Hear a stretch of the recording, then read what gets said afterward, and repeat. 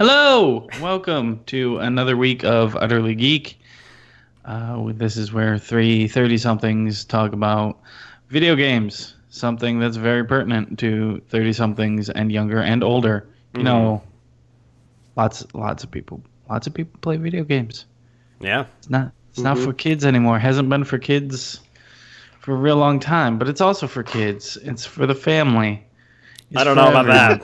I don't know about that. Games is for everyone. Well, yeah, I wouldn't say our podcast is though. So no, our podcast is not. Do not show this to children. Yeah, why not? Don't fucking do it. That's why. That's why you shouldn't fucking do it. I feel like we're good role models for these chillins. Yeah, exactly. Grow up, you'll be just like us. That's a fucking life goal to achieve. Yeah. Good. No. True. Anyway, who are we? What's going on? What is this? I'm Darren Bell. I'm joined by Chris Walczyk, Steven Petrella, and we're going to talk about video games. We'll get to the news later on. Is not a ton. We're kind of in that weird, quiet lull. Pre-E3. E3. There are some announcements that have been coming out, especially as of today. Yeah. But nothing. Well, a couple of groundbreaking things, something that makes me all tingly and warm, but nothing major. I know I'm a weird one, but we like to start off the show by discussing games that we've played over the past week. Mm-hmm. So what have you gentlemen been playing?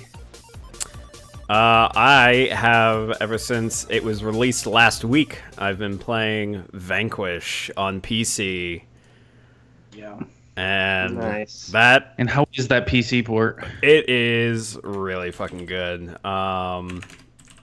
It's a great port. It runs really well. The only issues I have with it is during the cutscenes, which is weird, but after watching a couple videos as to why, I was like, oh, okay, because they don't use the actual in-game renderings for it. They're pre-rendered. Yeah, they're pre-rendered. So, like, the game of itself is, like, 2.8 gigs, and then the folder with all the videos is, like, something like 16 gigs or some shit.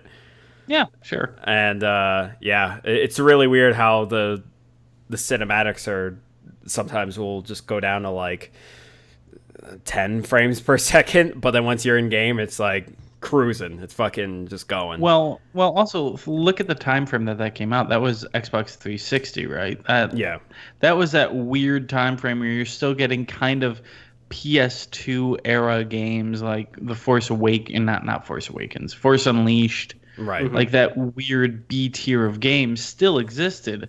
Mm-hmm. And pre-rendering your cutscenes was definitely a thing because it was easier to stream all that and pre-render that because you could do better things graphically than you could render on the fly. Right. Mm-hmm. Yeah. So, like, that era of game is just... That type of game, that weird B-tier game, doesn't really exist anymore. Yeah. Oh, yeah. But I am fucking loving it. Probably at least more than Bayonetta, or at least I have been playing it more than Bayonetta since it was released. Yeah, I don't know. I think there were a lot of things that while playing Bayonetta that reminded me like, oh yeah, now I remember this thing of why I don't like it. And one of them being the fucking QTEs during some of the cinematics, and if you don't press it, it's an insta-death, and dying in that game penalizes you heavily. So it's like, if you don't press it in, like, the half a second that it's up on the fucking screen, you're instantly dead, and then you have to start all over again. So let me help you with that. Don't give a shit about your ranking.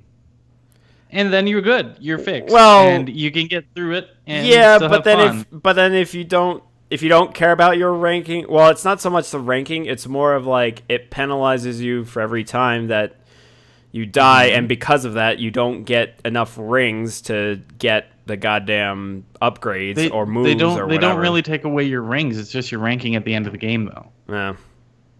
They never take away your rings. Trust me, I am someone who has played through the first Bayonetta very poorly. Okay. And still enjoyed myself. You don't get rid of the rings. It's just your overall score for the level. Yeah, but I know that your score also like affects on how much additional rings that you get each time.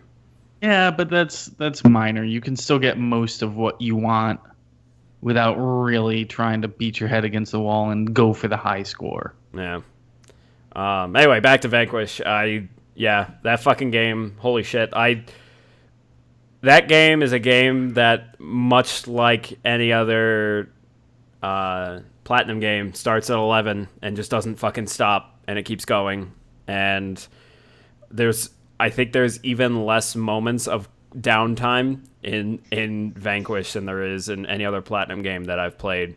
It's going all the fucking time, and it just does not stop, and it's wonderful because of it. And just the interactions of the characters is so fucking corny and cheesy. Like it's just so much there that's just so bad that it's amazing of how bad it is.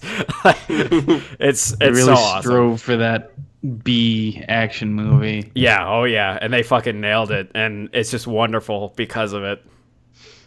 Yeah, it's mostly the interactions between like your main character and the Marines sergeant, because the sergeant is just, you know, the fucking hoorah, I get shit done, fuck anyone else kind of deal.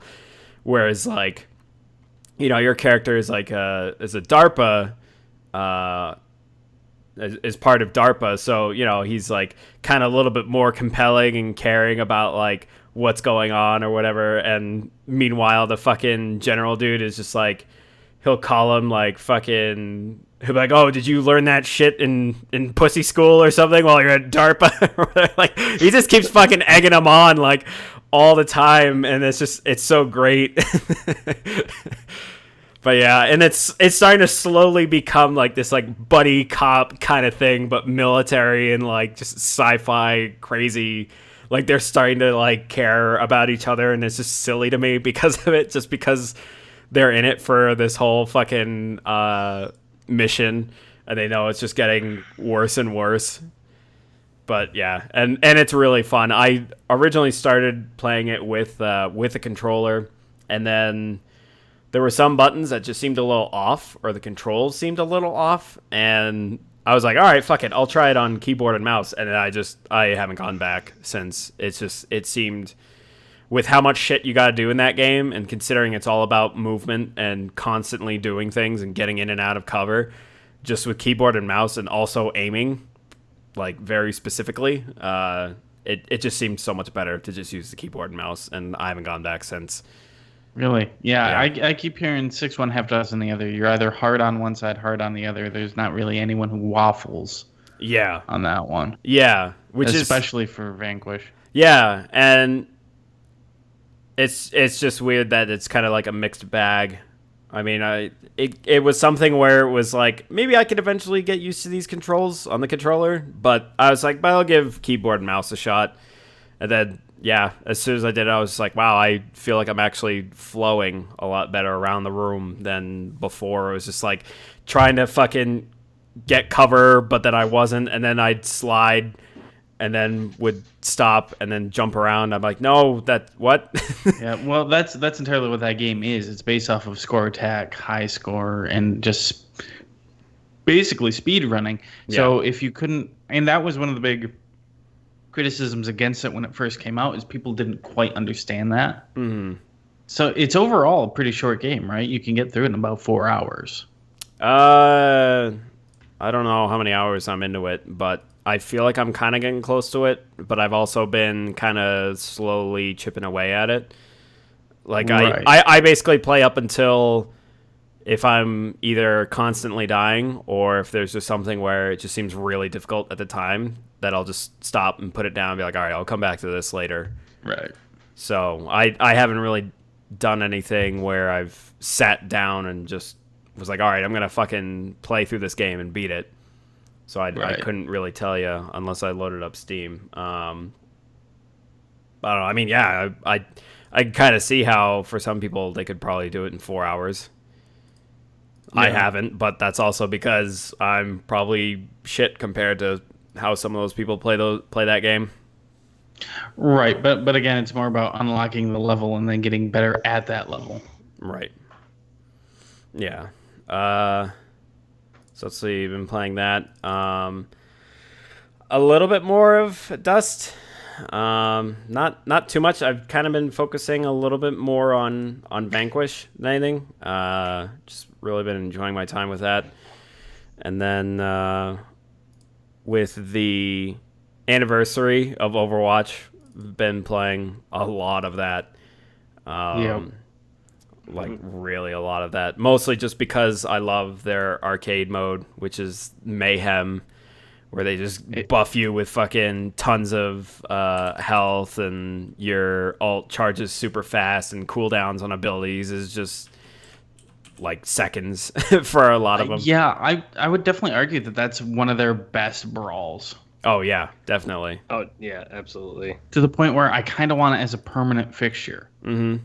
Yeah. In the arcade, like it's so good, and it's a good way to really explore and figure out the character's abilities, at least how they work on a surface level. Yeah, for a lot of characters, yes, but I'd say the only two characters that are really useless in that mode are Widowmaker and Zenyatta. Those are the only two characters where they're more for kind of either sustaining or like slow attack. But Zen also never had any cooldown to begin with. Yeah, that's true. So he's not really... Yeah. And Widow's ult is worthless in that mode. It's just utter chaos. Yeah, because everyone's all in a clusterfuck anyway, so... Yeah. It's worthless in a lot of most modes anyways, but... Yeah. Right. I feel like they need to do something about that, to be honest with you. Like, I think that's one thing. I mean, I think there's people who are insane with Widow and they're just fucking good with her, but I think they need to do something about her ult because I think it's horrible. Yeah. But yeah, like maybe if they gave her damage boost, but even then you'd be throwing off some balance. I think it might be interesting if like they allowed her to see through the walls and she got one like ultimate shot that if you hit the guy it would like instantly kill them. Through the wall? Through the wall. Like if you hit them, you got one shot, and if you hit them, it would kill them. That's your time limit. As it's burning. It's burning down, you got that one shot. Everyone else can see the characters as well, but you got the one shot to hit them, and it gives you like a little time limit, and it's fast. I was kind of wondering... That'd be interesting to do something like that. I was kind of wondering if it would be something where they keep the time limit of how long it's up, but you have to charge twice to do a really powerful killing shot. So like when you're scoped, you have to wait for it to get to 200% before you can shoot again. And you get the one Farsight shot. Yeah. Yeah, it'd be interesting if they did something with her. But the only problem that I see with that is that you have as defense on that no recourse. Every other ult can be countered. Yeah. Like that you really don't have any way. Yeah, if there's someone who's insane with Widow, they're gonna peck people off every time. They're gonna get at least one during that. Yeah, and it also depends on how long they decide. Like if they did something like that, how long they would decide that it would take to get your ult and all of that kind of shit that goes in. Yeah, she's probably the next one to go through a major overhaul. Like what they did with Yeah, I think so. Yeah, because I mean, at least Widowmaker is still getting picked by some of the professionals, whereas back in the day, before that big Symmetra overhaul, she was just never picked at all. No, never. She was, for all intents and purposes, pretty useless. Yeah. Mm-hmm. So, and that is a game that continues to evolve and continue to be interesting. Yeah. Been playing a lot of that. And then Battlegrounds, which won my first solo game. That's right, you did. Nice. God, that was fucking... Jesus Christ, man. Let me tell you. That was... stressful, huh? God, yeah, it was. But at the end, it was so good. I loved it. Did you need resuscitation by the time it was all done? No, but like, there was a point where... what was it? I had to stop and just breathe for a second. I was prone, I just had a moment where I was just waiting for people around me to fight, but I just took a moment and realized how much my heart was beating because it was like down the top 5, and the worst part was like it was in the military base, which I hate. I hate the military base so fucking much. When that circle starts closing on the military base, I'm like, oh my god, just because like there's usually people there who. If the circle's closing in on them, they've got some of the best gear that's in there. Some of the best weapons. They could snipe you from fucking wherever. And but the thing is that it was ending up more towards the airstrip where the abandoned like airstrip is. So it ended up being in just like this big open field and no cover whatsoever. And I was laying down probably like. Definitely from when I noticed there were 20 people left, that's when I lay down. I was like, all right, I'm staying fucking prone and will only shoot unless I have an absolute clear shot at someone, and that's it. And there was one guy who definitely had a sniper because I saw him picking off people, and he was sneaking towards the circle, and I saw him just enough of his head poking out, and I got him with my fucking AK. And so I was like, all right, good. That's at least like the biggest threat for that. And yeah, and it was just fucking terrifying because it was just, like I said, it was this big open field, and the only amount of cover that was available was one of the drop boxes that was still there from earlier in the game. But that guy tried running for it, and because it was within the circle, and that's when I got up and shot at him and took him out and finished the game. But Christ, it was just during that whole moment at that airstrip, I was just like, oh god, this is gonna be a shit show right here. Well, that's essentially what that game just is just shit show the game. Oh yeah, it was fucking terrifying, but it was great. I was done playing for that day. I was like, all right, that's it, cool, great, done. Yep, can't go any better. We're down here. Yeah. But yeah, they've added quite a few items and weapons to that game now. Yeah, they added a new sniper rifle, which is silenced. Well, it's not silenced; it just fires actual ballistics. It's like a sonic. Yeah, and it does damage more akin to a pistol than like an actual sniper rifle. Yeah, because it takes 9mm rounds. Yeah, it's not high damage at all. I was watching Waypoint play, and what's his name? Used to be Giant Bomb. I can see him right in front of me. Anyway, he had it, and he tried to fucking off some guy, and he's like, "Wait, what the fuck? It's doing nothing. It's doing nothing." The guy turns around and just wastes him. Yeah, unless you have the extended clip for that thing that brings it up to 20 bullets, that's the best way to do it. And then Austin Walker, sorry. Oh, okay. Yeah, it's okay. I think I've found it a couple times and fired it a bunch, but yeah, I if I had the choice of either that or an AK or a SCAR or something, I'm gonna pick up those instead. I mean, I would say it's much like the shotgun. It's a great starting weapon, but once you get to mid to late game, it's kind of useless because people are going to be finding fucking the SKS and all kinds of other higher tier weapons or high damage weapons that could just pick you off so much better. But yeah, and there are also some of the devs over at Bluehole. They actually released. Two different devs released their progress on a vaulting and climbing system. The devs showed the functionality of it. So like it was just a character going up to a wall, and then you see him like no animation. You just see him float up and then over and then down. And then like the next day they had the animator showing the animations of the vaulting and how it does it, and it looks really awesome so far. And nice. The animator also included. He said, "Oh yeah, and there's like 1 in 10,000th of a chance that you'll do some really fucking crazy vault animations in there, much like in Battlefield Hardline." With the stupid reloads. Yeah, with the stupid reloads, but instead it's like vaulting animations where like he had a couple where they just fucking flail like and just do this crazy shit and then still land on the other side. So it's the same amount of time, but it's just stupid flare. It looks dumb. Yeah, yeah. So it's pretty fucking great, and I think that'll be. It seems like at the rate that they're going at, it'll probably be at next month's update. Probably.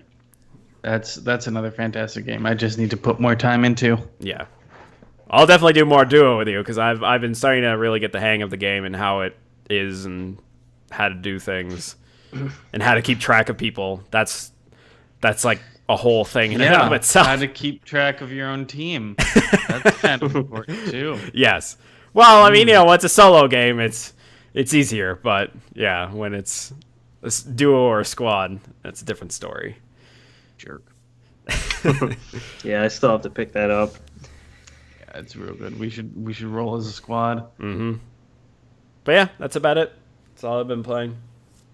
Steve, did you get into anything? Anything good? I just played a little bit more of What Remains of Edith Finch.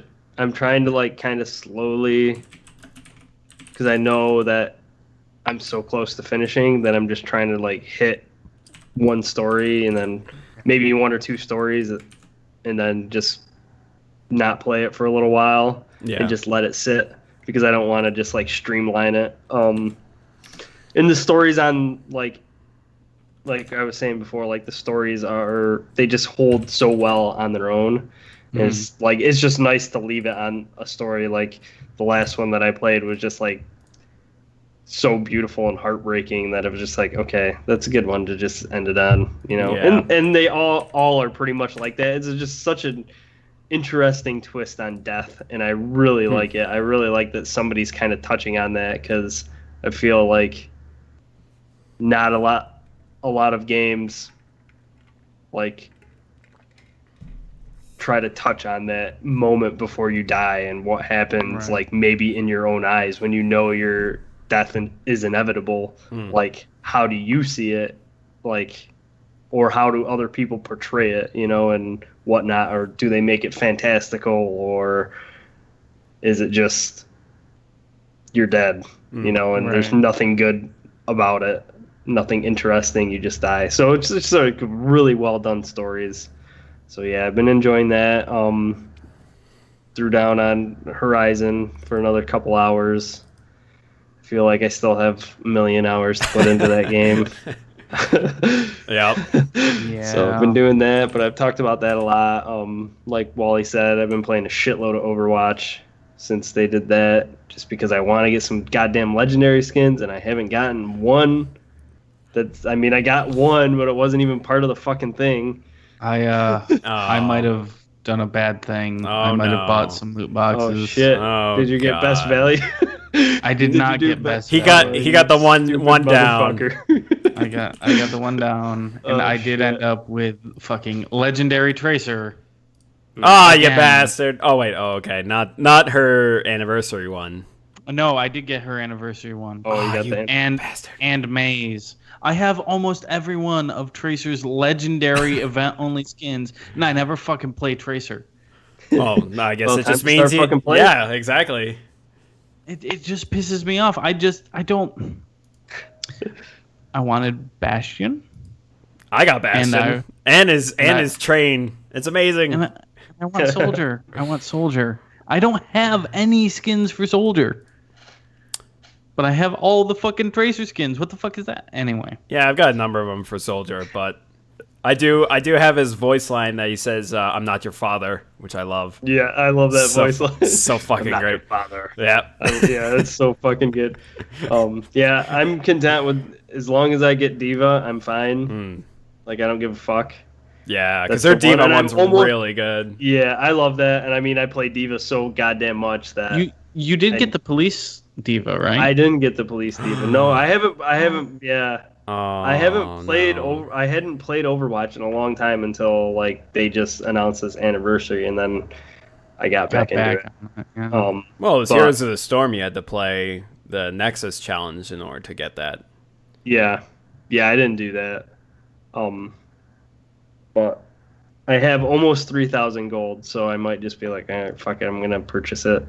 But What is Diva's skin? It's the one where she's like the oh shit, like a 1950s like. Right. Yes. style. Yes. Yes. I really like it a lot. Yeah. But yeah, I mean, I think most of the skins they did a really good job this time. Oh yeah. Like, Oh, yeah. I feel like sometimes they're kind of lacking, but this time they fucking hit it. Although I brought it up when Steve and I were playing before the podcast, I realized that this time Mercy doesn't have one. Yeah. She normally has a skin every time, but She got a lot of really good ones earlier on. Yeah, she got exactly. some killer ones. Yeah. So I feel like it was that's why I'm kind of okay with her not getting one, because I'm just like, she's been every single one that has been a really great skin. Yeah, that's pretty much all I've been doing though. I haven't done too much just because my back's so fucked right now that I haven't really like wanted to sit down and play. Yeah. Right. So, Understandably so. Right. I've been busy myself moving apartments and all that happy ho shit, but I did manage to squeeze in about 3 hours of Stellaris. Oh, that's right. Oh man. So this is like my third attempt at getting into it, and it finally fucking clicked. Mm-hmm. It's kind of like Sins of a Solar Empire crossed with Civilization, but with no win condition. It's just, let's see how far your civilization can go.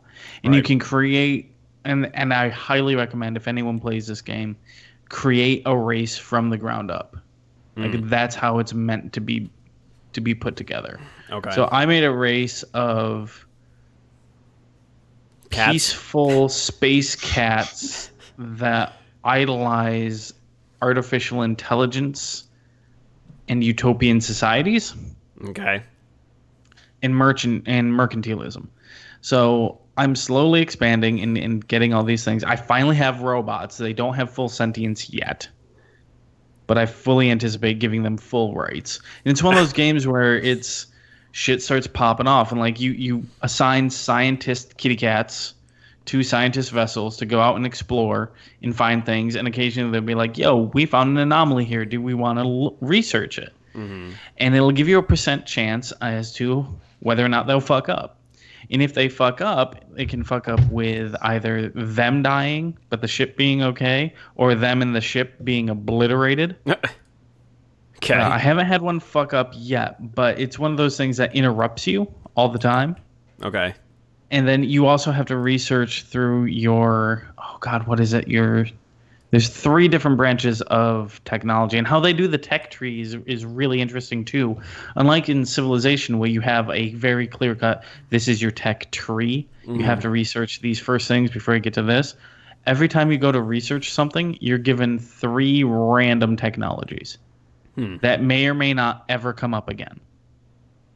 So you have to figure out which one you want. So like my robots was a part of one of my engineering research jobs. So now, instead of waiting for my populations to grow and then to build and expand on planets, I can just, for money, build a robot populace as like prime workers. And so you're slowly expanding, and I found, as you find alien species, you have to research them to figure out what the fuck they are after you make first contact. And I have a strict no war first contact policy. Like, my entire culture cannot start a war. I can fight defensive wars, but I cannot. It's very opposite of cats, but okay. We are peaceful space cats who love our robots. Once they gain full sentience, they will be citizens with full voting rights. And that's another thing too. What are we? We are an oligarchy. So elections happen every 50 years. Okay. And normally that goes to the bloodline of your current leader, and there's so much going on in this game. So eventually I explore out and I find the space race, and they're like, oh, dude, you should investigate what these things are in case they're hostile. So I'm like, oh, shit. Okay, fine. I'll research them. And it takes a couple months to figure them out. And they're like, yo, no, dude, they're just low sentience floating space mushrooms. Like, you can safely leave them alone. So these space mushrooms are just kind of flying around my solar system, just totally chill. But I find another alien race right next to me that is warmongering and anti-synthetic life. They are my direct neighbors. So now it's becoming a resource grab where I'm building up an army that I can't use in case I need to use it. It has me rethinking like defense spending in politics in that way. But I can't just go on a war of aggression because that will not sit well with my populace and they can oust me. Right. It's such a good game just to escape and be like, yo, no, I'm gonna be my awesome space cats. I'm gonna build my robots. Yeah. It's if you have any interest in like a grand strategy game, because I've never played one like this. I've played a lot of Civ. I think everyone has played Civ in some capacity. Yeah. But this is the first one where it's like, yo, no, dude, don't worry about a win condition. Just keep your society going. Because now I have like 3 splinter groups set up within my society. One that definitely wants to further all AI life. I've got another one that wants to further the health and well-being of our own people. Like, it's an extremely utopian society, and it makes me feel warm and fuzzy. They're also kitty cats, so... Right. Stellaris is a magical thing. But really, outside of that, it's just been Stellaris and Overwatch. The Galaxy. Absolutely nothing else, because I've been busy. Yeah. Sweet. But yeah, Stellaris, my space cats. Why don't we shift on over into the news? We've got a couple of items. First, let's start with the sad news. IO Interactive announced a week ago that they had massive, not massive, but layoffs. As a result of them and their falling out with Square Enix. So they had to reduce headcount, which is very unfortunate. Yeah.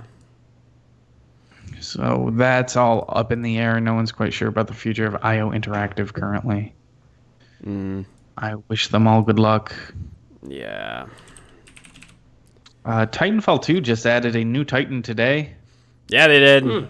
Nice. I don't know the details. Let's see. What is it? Monarch. I looked a little bit I looked at the reveal trailer for it. It seems like it's kind of like oh god, I'm trying to think of some of the other Titans that have like the machine gun. It upgrades itself. Kinda. I mean, well, no, that's what it's saying on their site. It has an upgrade core. Okay. And it's all based off R&D and upgrading itself as you play. Which I don't know how that would translate into it. Right.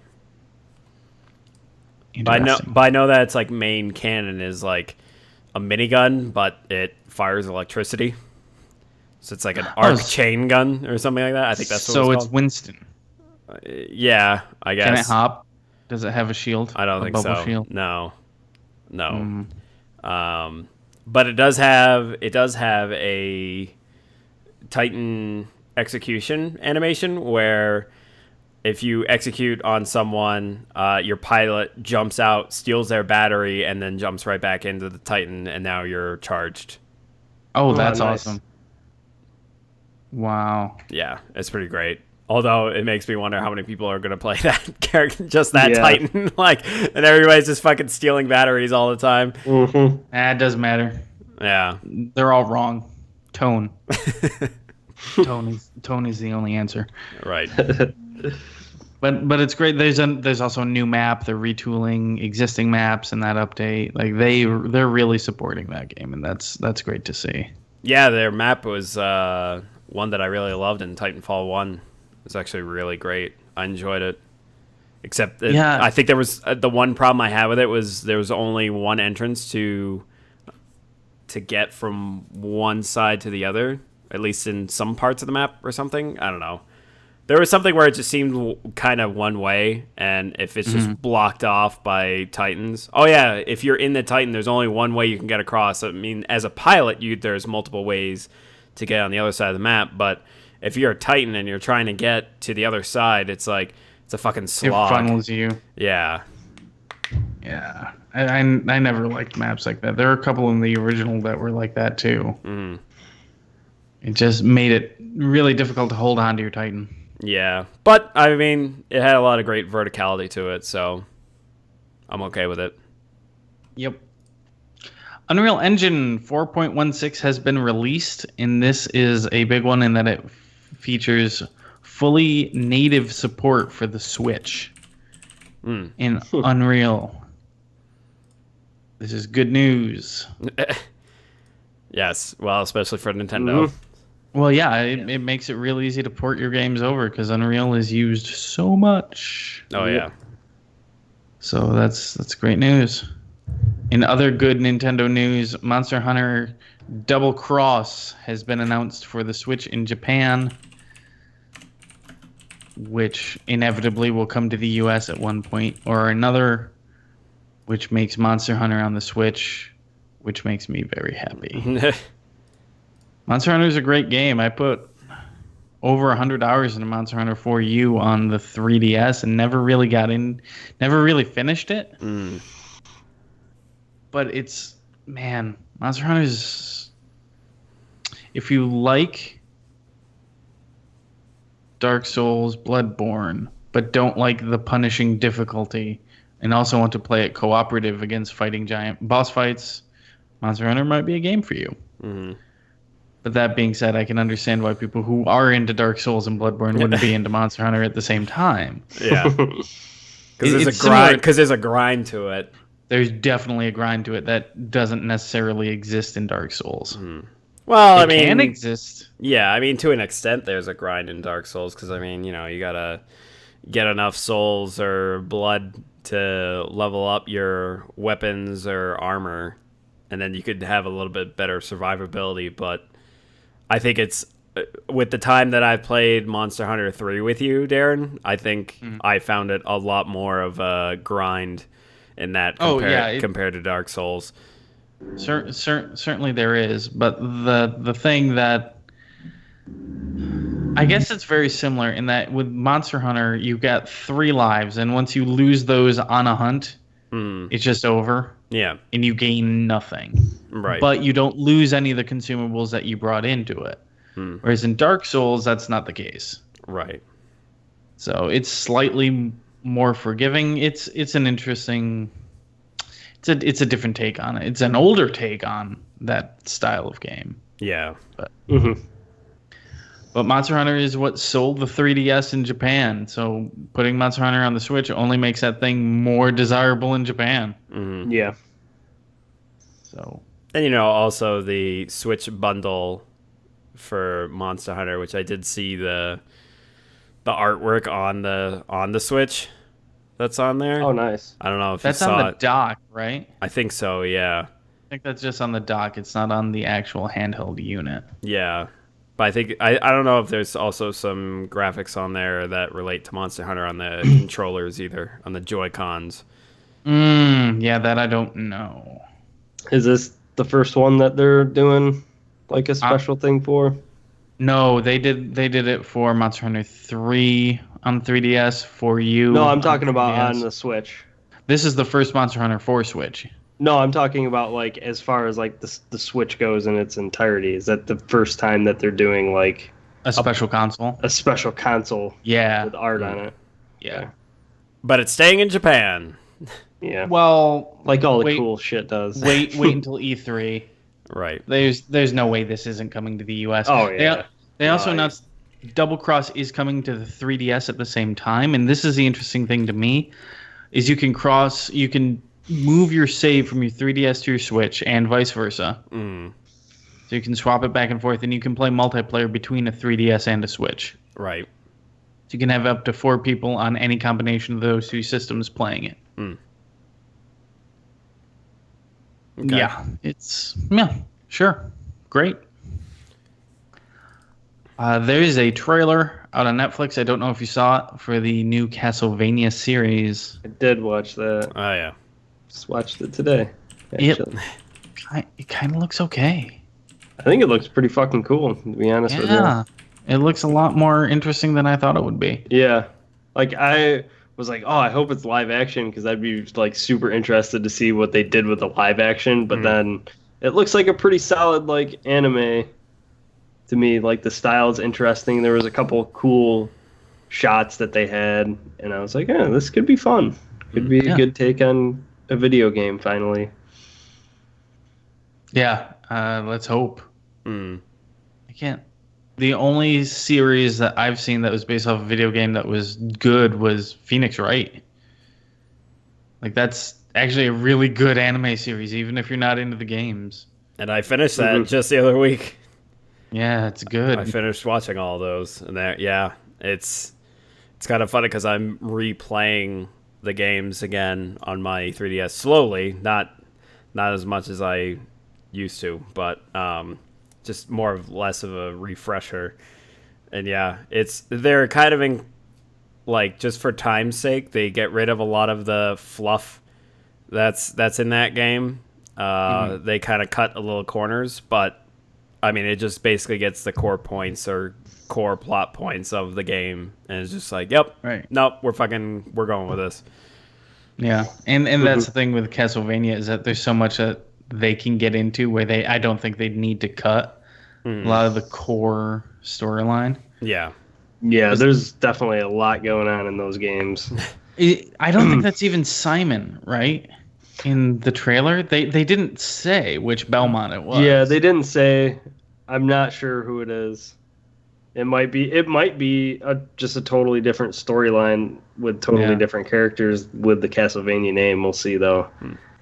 Who knows? But it's interesting. I like that Netflix is doing. I mean, with them doing a Witcher show and like you got Castlevania coming out pretty soon. Like it's pretty awesome. I know Netflix gets hated on by like the film industry and stuff, but I think Netflix is pretty fucking awesome and the shit that they're doing. Hey, step up your game, Hollywood. Dude, they're upset at Netflix because they're doing fucking awful because they're coming up with awful ideas, and Netflix is just like, oh wait, you have great ideas? All right, come over to us. We'll fucking fund you. That's the thing. The Hollywood is fucking up because they're just doing all these bullshit remakes and retakes. Safe bets. You're fucking coming out with another Top Gun movie, remade Baywatch, and it's fucking unwatchable. Yeah. You know, like it's just all this bullshit, and then Netflix is like, hey, like Wally said, there's all these awesome ideas out there that people aren't taking advantage of. Why the fuck not? You know, you might as well do that. Yeah. An animated show about a washed-up horse actor who's depressed and down on his luck. Yeah. Who the fuck is going to bankroll that? Netflix will, and it's going to be awesome. Yeah. And a lot of it's awesome, too, because they don't have that fear of, like, if it tanks, it tanks. Like, yeah, you put out one season, it fucking tanks, nobody watches it. It's you know, you threw this money into it, but it's not like you're losing people. Like, Netflix isn't going to lose subscriptions because of that. People just aren't going to watch it, you know? And then it's like, well, we're not going to go on with that. All right, let's try something new, you know? And it's just, they have nothing to lose when they do some weird shit, you know? Yeah. And if you've never seen Beasts of No Nation, I highly recommend seeing that movie.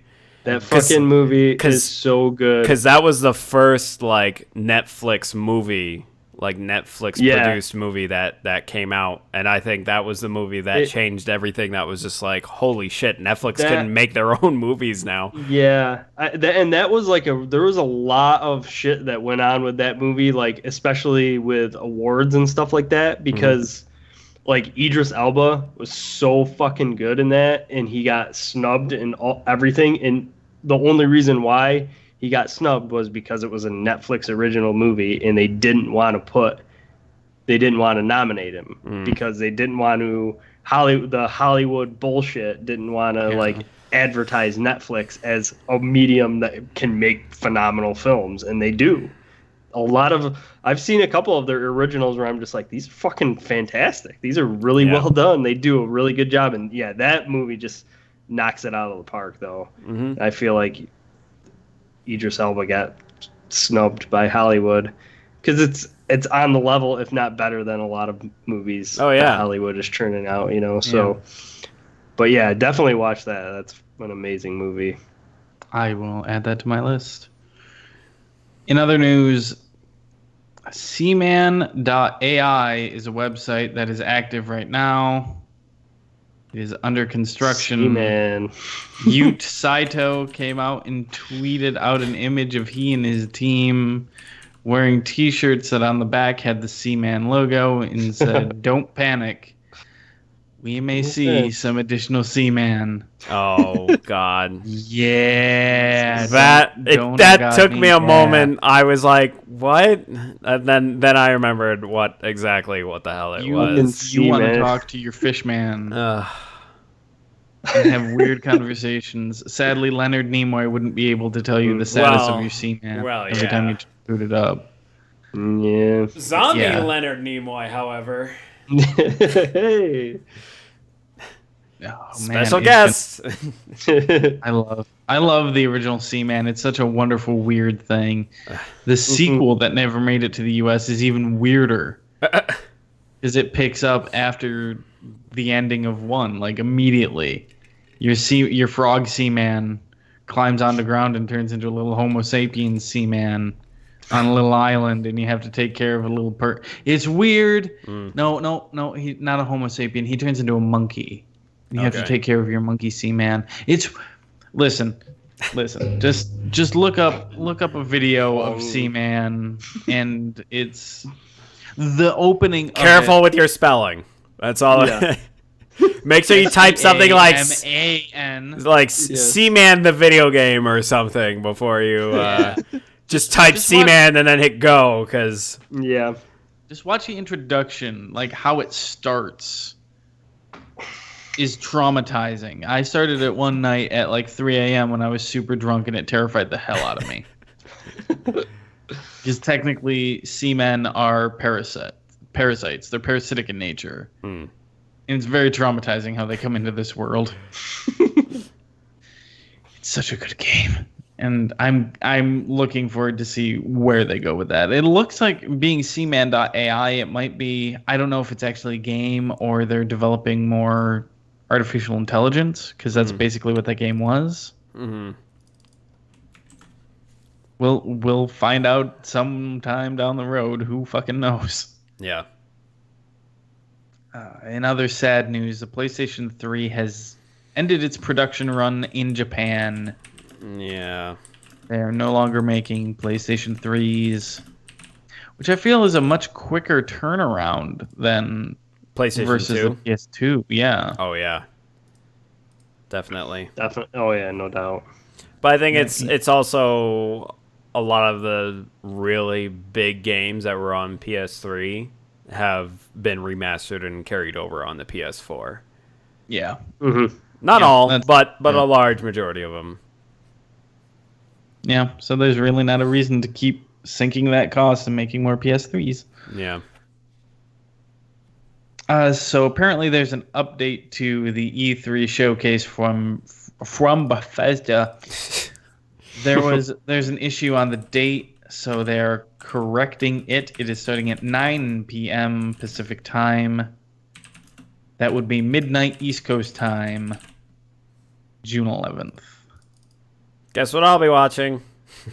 Yeah, no. Guess what we all will be watching? I'll stay up till midnight that night. I'll watch it. Yeah. I probably won't. E3 is real close. We're just over a week away. Man. Just over a week. I'm so excited. I know, right? I can't wait. Me too. So I can't wait, because every year there's always something that's just fucking horrendously terrible. Last year it was the goddamn red carpet at the EA booth with Snoop. Oh god. Yeah. No. I remember. Yeah. With Battlefield 1. Yeah. No. Okay. Yeah. Yeah. They fucking pan the camera over Snoop, and he's smoking a giant joint. It's on fire. Like he's pretty much literally shared it with everyone else that was in that. If not, they got hot boxed for sure. Zac Efron was stoned as shit when they're talking to him. Oh yeah. Terry Crews was on the other side. He wasn't stoned, but he was screaming at the computer. Well, as Terry 'Cause he's Crews would Terry do. Crews. Yeah. Man. And then that was it last year?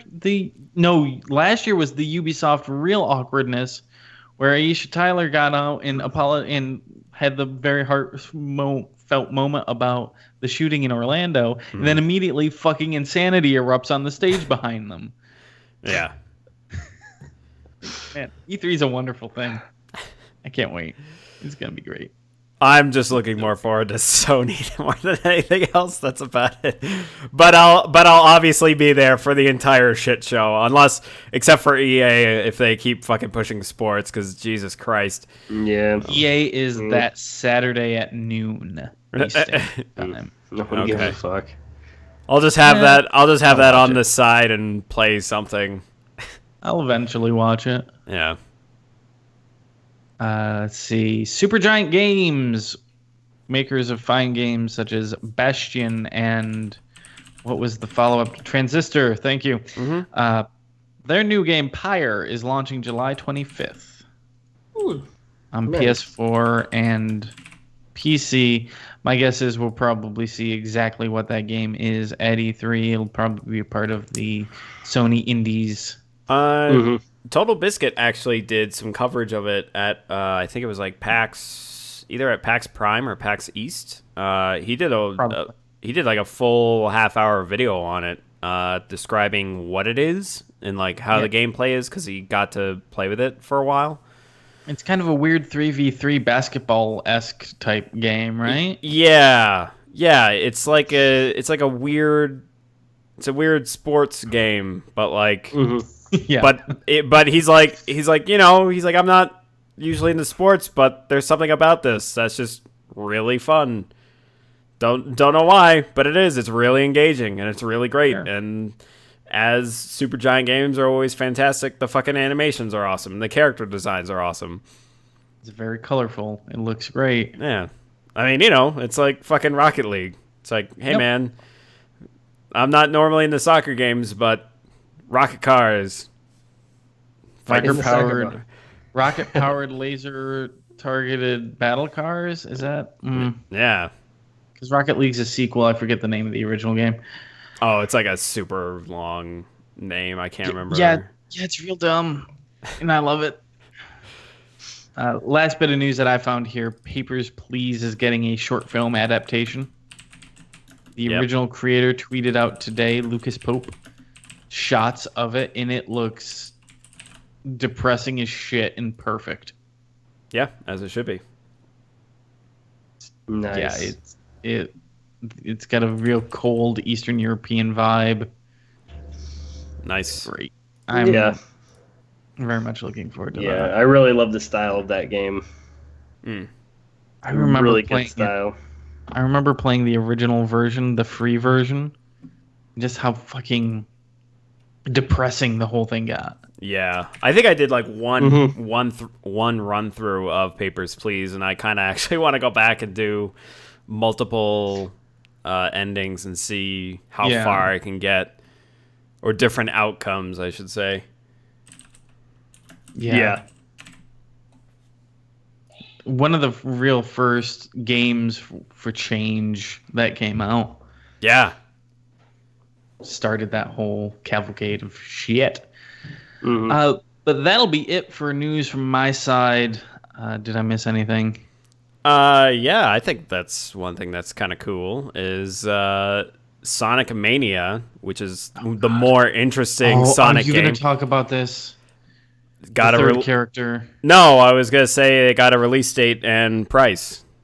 Oh, okay. So the release date is August 15th, and it will cost $20. Oh, well, okay. And I think for a retro style 2D Sonic game, that's a great price. Yeah. Especially one way you make the third character. You're thinking of the other Sonic game, the 3D one. That's a different one? Mm-hmm. Yeah, you're thinking Oh my you're fuck. not thinking of Sonic Mania, the one where it's like those people that made that Sonic mod or whatever, and then Sega was like, hey, let's put you in the 2D Sonic franchise, and then let them do that. And then meanwhile, Sega was continuing their whatever bullshit's going on. No, I know what you're talking about. It's a different game, but I'm talking about Sonic Mania, the one that's the good one. Mhm. I forgot the name of the other one actually. But I'm Sonic Forces. yeah. I'm more interested in Sonic Mania just because I fucking played the shit out of Sonic the Hedgehog 2 and a little bit of 3, and I love those games. And now there's seems like a true successor to it. Yeah, Mhm. I got my eye on it. Oh man. But yeah, I am aware that the other Sonic Forces game has some. I thought it was the same game. Yeah. Why are there two Sonics right now?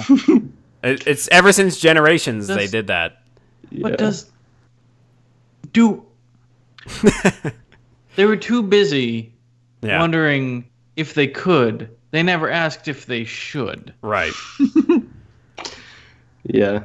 Does the was world actually- need two more Sonic games? I was actually talking. Well, somebody was talking to me at work about how they're like so excited for the new Sonic to be able Forces? to create their own character. Yeah, Oh, because I God. guess it's like there's like a whole like subculture of people who are fucking way into creating their own like Sonic heroes, Mhm. and they like it. The way that he was explaining to me it, like about it, I was fucking creeped It's- out. I was like, yeah, dude, it's- you gotta it's get away creepy- from me, man. Like this shit is creeping me the fuck out.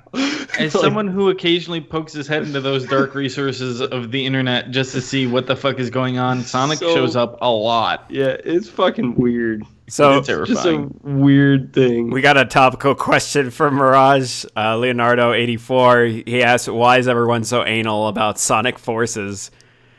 I don't know. I do not know. I don't give a shit about Sonic. I don't understand it. Like, I just don't get it. It's Yeah. not my thing.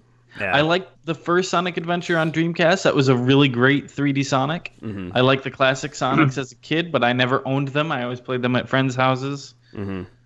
Like, Sonic is fine, but why do we need so much Sonic? So I looked it up. There are 7 different types of animals you can make. Would you like to know? Too bad you're going to hear them. You can make a bear.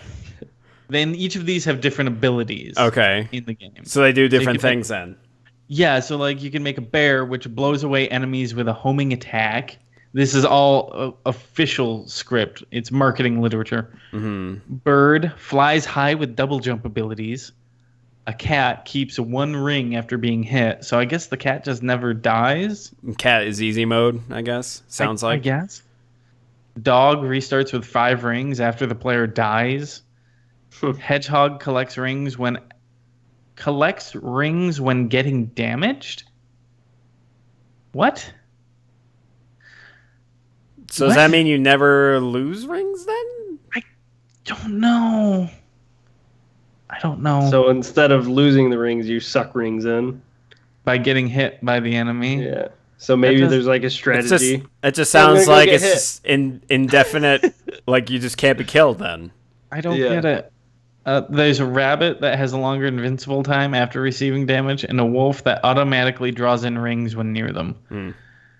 And apparently you can load out different fucking gear and colors and whatever. Like, sure. I mean, I'm not Okay. going to shit on anyone's parade. If you're really into Sonic, I mean really into Sonic. You know this who is you probably are. the game you've been waiting for. There's people who are, and hey, man, have fun with your games. If you I'm not going to love yuck your Sonic, yum, but You I love might give you a Sonic. side eye. Yeah. I mean, Sonic has been known to suck pretty hard. I haven't really Well, played. I've any been to those Sonic areas games. of the internet. I have seen it. Yeah. Terrible. Yeah. Yeah, I haven't really played Sonic games since actual Sega shit, you know? Yeah. Since way back when Sega was actually a thing. And those games are fucking great. Yeah. They're Yeah, super yeah, fun, and I am kind of interested to see Mhm. the new side-scrolling Sonics. Yeah. Because they actually look pretty cool. Like, they look pretty fun. Oh, yeah. And the fucking animation quality is gorgeous. It's really good, yeah. I tried playing Sonic Heroes when that was out on GameCube, and it was interesting. It just didn't keep my attention. And $20, that's a really good price point. Yeah. Yep, that's smart. That's smart. They're going to get a bunch of people just to buy that at that price point. Yep. Mm-hmm. Good on you. Anything else?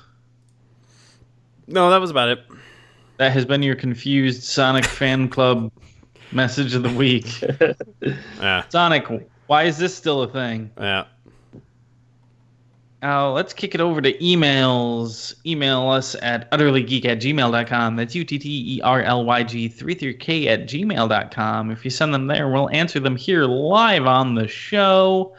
We didn't get any this week, but you can also listen and watch with us live at twitch.tv/cptwally.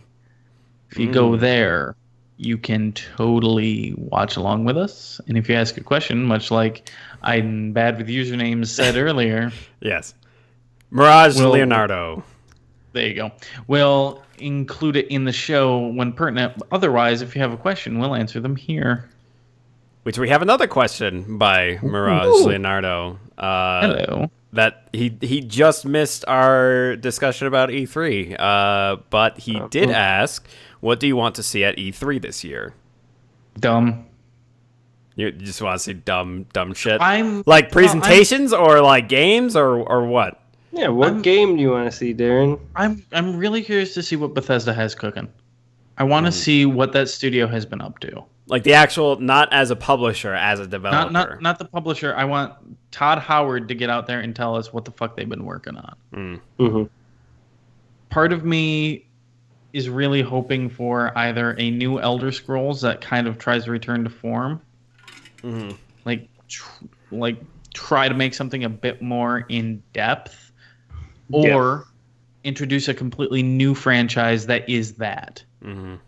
Because I think now with the popularity of Skyrim, that has just skyrocketed it so far that if you try to reel that back to more of like a Morrowind level of complexity, you're going to alienate everyone that loves Skyrim. Yeah.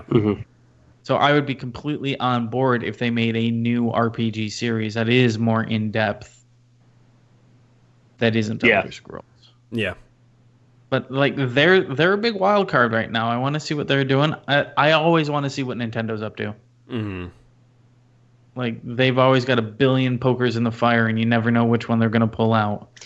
Yeah, I'm really interested for Nintendo. But what I've got my fingers crossed for a fucking Metroid. I don't. I don't. I don't want to disappoint myself that much. Right. Temper your expectations, and that's a completely healthy, insane way to live. Yeah, I mean, I'm gonna be disappointed if they don't. Regardless, I've been disappointed enough times that they haven't released a fucking Metroid game that I have no reason to have expectations. I don't have much expectation, but there is like this small part of me where it's like, come on, motherfuckers, just do this right now, you assholes. Yeah. They kind of have to. Yeah. They kind of have to at this point. If there is going to be another one, they know how popular that is.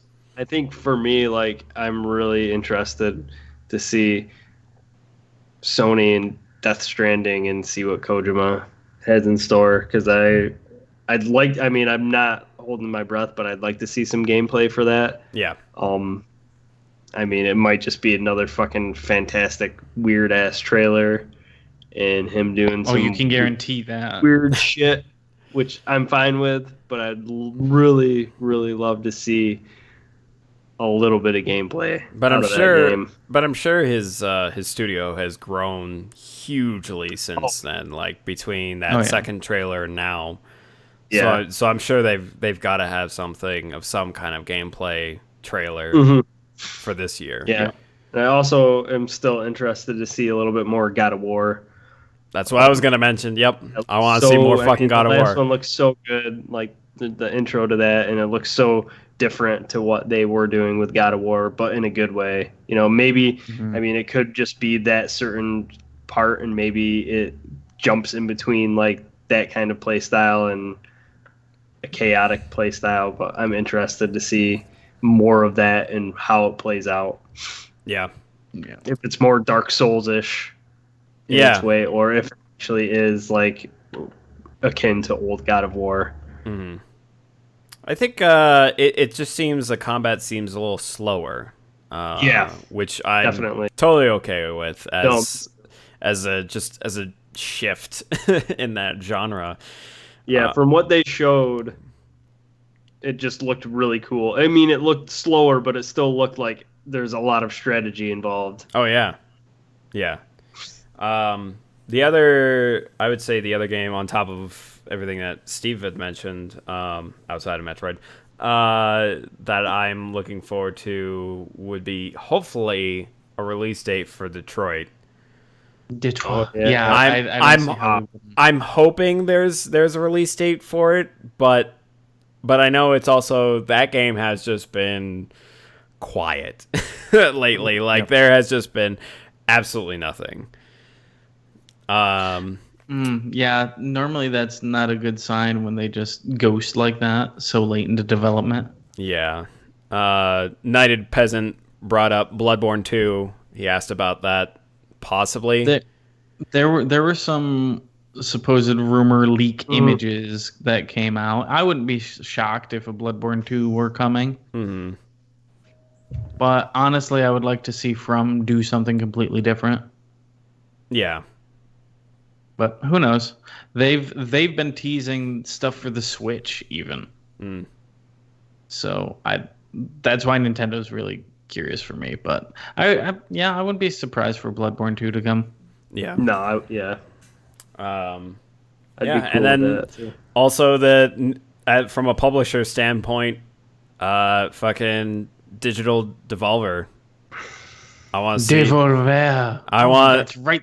I want to see what they got. I want to see their fucking presentation. I want to see what's gonna happen. Forgot they were doing a Carnival of Lunacy. Yeah. Mm-hmm. I want to see what they're gonna bring to the table at E3 and how their presentation is gonna be.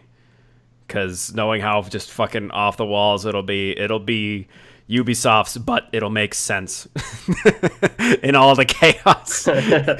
Well, I think it'll be slightly more controlled chaos than Ubisoft. Well, yeah. Even if not, it'll at least be more cohesive than Ubisoft. Yeah. You can guarantee Dave Over will not all of a sudden have laser tag toys. Do you remember that? Do you remember that year when Ubisoft had laser tag? No. Oh my God, you should look it up. I think Joel McHale hosted. Okay. And there was a laser tag game that they demoed where the only thing showing on the screen were numbers. It was a countdown, and everyone wore these vests and ran around and shot each other in the arena in the theater. It's one of the weirder moments of E3. Ubisoft's laser tag. That must have been one I missed. Like that must have been the 1 year I missed E3. Yeah, laser tag. God. It's called Battle Tag. Oh man, the website's still up. Jeez. battle-tag.us.ub.com. Holy crap. Anyway, that's it. The buy now page just kicks you over to the fucking Uplay shop where it doesn't exist.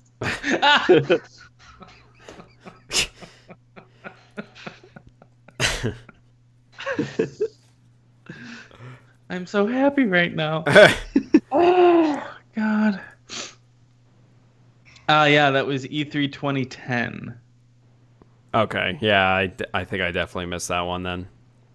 They're still hosting it on their fucking YouTube. Oh, it's a wonderful thing. Anyway, is that it for questions? Yes. Okay, cool. Let's go over to new releases. Mm-hmm. Starting as always with PlayStation 4.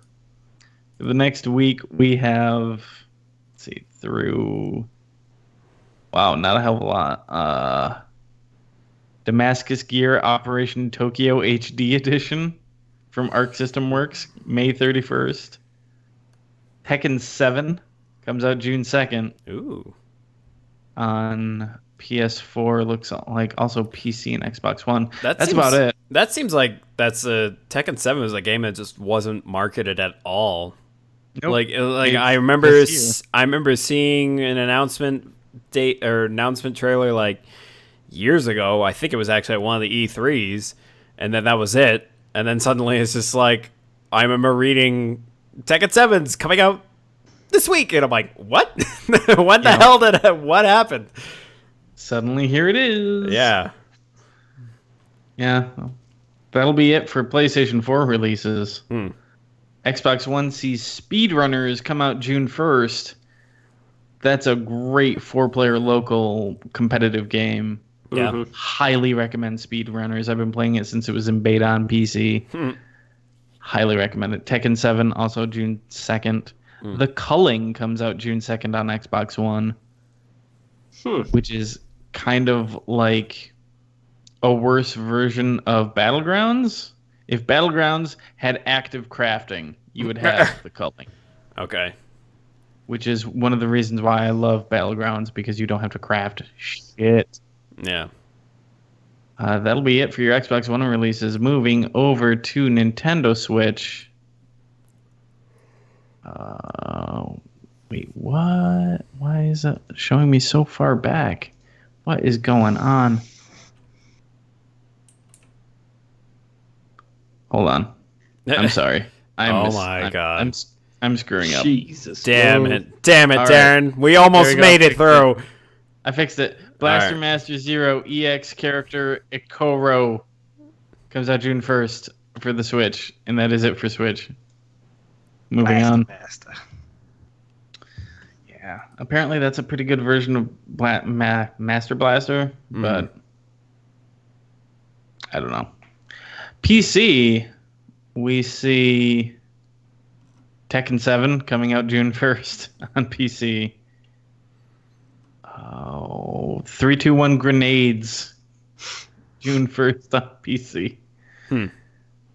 Oh, man. Yeah, not a hell of a lot. We're kind of in a wonderful little lull of releases, so take your time and play games that you've been meaning to get to. Yep. Before it ramps back up. I mean, in this day and age, you end up having E3 releases the day of the press conference. As soon as this conference is over, it's available for download. Well, not all games, but, you know. Not all games, but there Some of are them. occasional surprises. Yeah. So that'll be it. Good talking to you. Thanks for joining us. Mm-hmm. We will see you Thanks next a lot, guys. We'll see you Thanks next for the week questions. as E3 fever hits us hard. And That's going to be a long episode, I'm just saying. what, next week? Or whenever E3 is. So why don't we do Week the? Oh after. yeah, no. Post E3, it's going to be a shit show. I mean, Well, mostly because Nintendo will not have had gone by the time we record. Nintendo's always on Tuesday. Should we So we record will Tuesday then? Yeah, we we'll got 2 figure weeks out to the figure that out. logistics We'll of it. let you guys know. Yeah. So yeah, thanks for joining us. We'll see you next week. Mm-hmm. And since I do believe news will be kind of low, get your questions together. Let's have a good old question session Yeah, next week. that's fun. Yeah. I Questions enjoy the about- questions. Anything. I don't know about anything, but Anything. all right, your words. I'm okay All right. with it. Thanks for joining us. Bye. We'll see you See next ya. time.